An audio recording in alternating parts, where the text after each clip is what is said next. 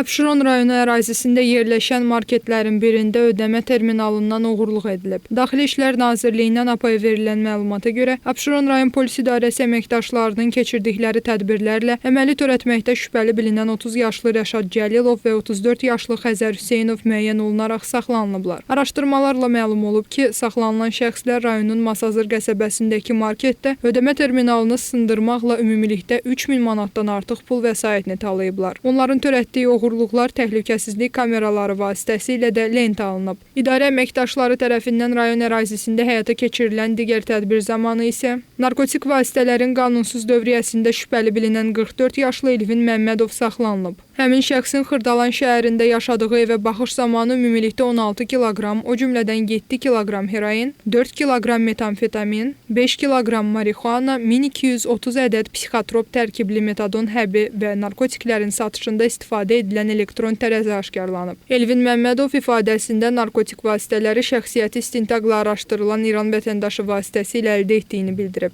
Faktla bağlı cinayət işi başlanılıb, istintaq əməliyyat tədbirləri davam etdirilir.